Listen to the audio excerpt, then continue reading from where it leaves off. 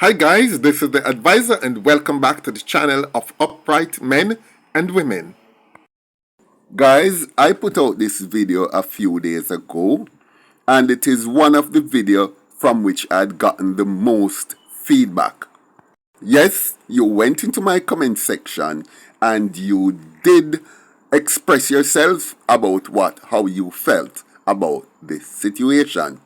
And this is the situation regarding Rosalie.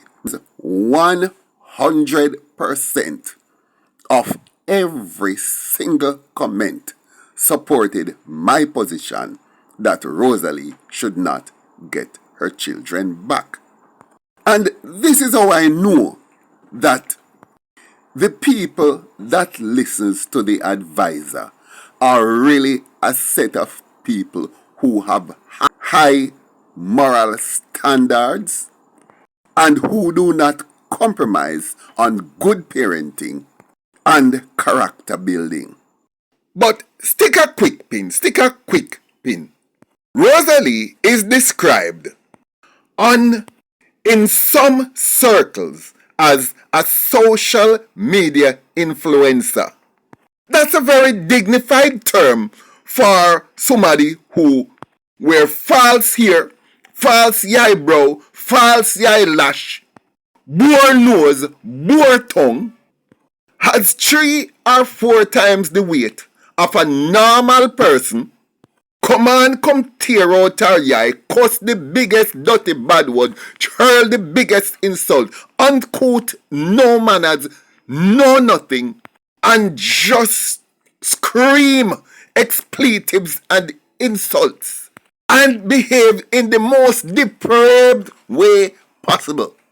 And this is considered an influencer.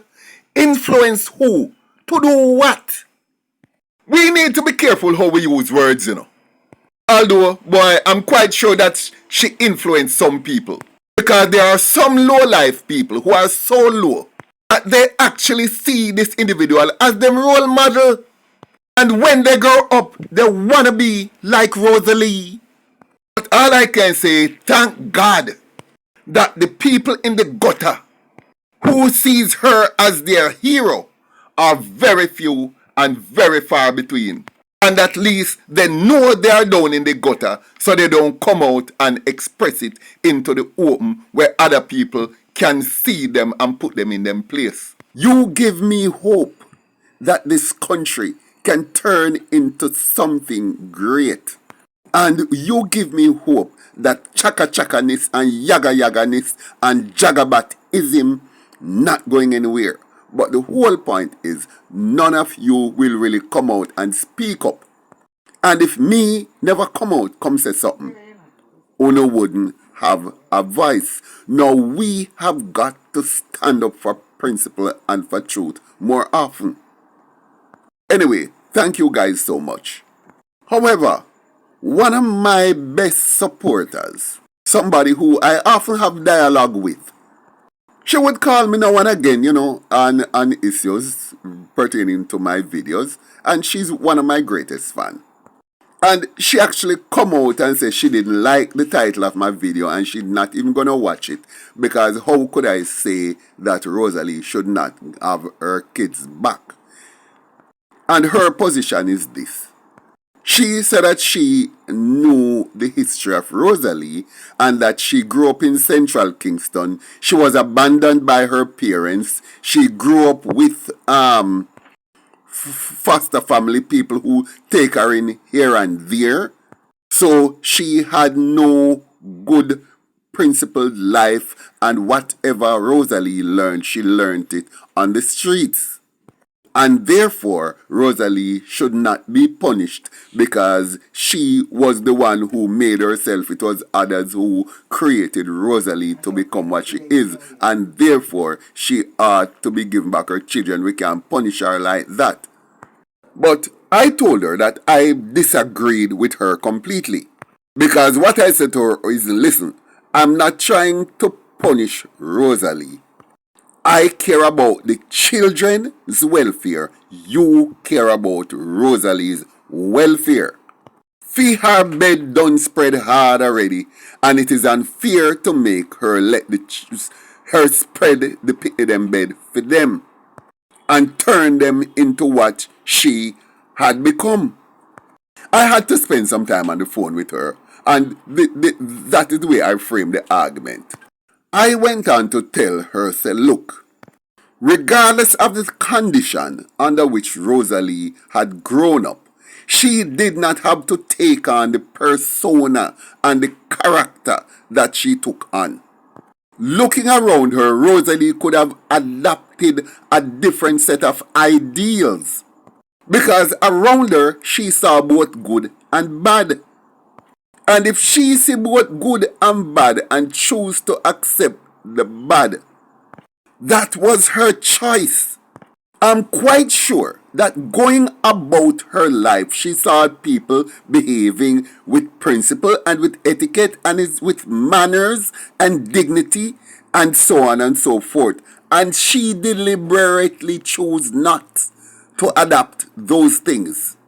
When you see good behavior around you and you see bad behavior and you rejected all of the good behavior and hold on wholeheartedly to the wrong things you see around you and all the bad behavior, why should we then give you a free pass? As a matter of fact, bad experiences, that bad things that you experience in your life should let you strive to do better, not cause you to adapt them. And I'm going to use myself as an example. I never grew up with lots of hugs and kisses around me. In my household as a child growing up, love was shown by making sure I get food to eat and that I was being sent to school. And that, as far in my growing up age, was the only love I knew. And I made it a point of my duty that when I grew up, I was never going to be like that. I was going to be the most loving father there was. And that was what shaped me into being the loving father I was loved. I said, I need hugs and kisses and me never get it. So that is what I'm not going to let my children go through that. So the bad experiences from me shaped me to be better, not worse. And growing up virtually without a father at that, it also helped me to be the best father I could be. So the fact that she decided to go and live beyond the pale cannot be blamed on anybody else but her. As you grow up, you make choices. And if you decide to choose evil over good, chaos over order, why should you get a free pass? Free passes should be given to people who had no choices. And a point to note right here.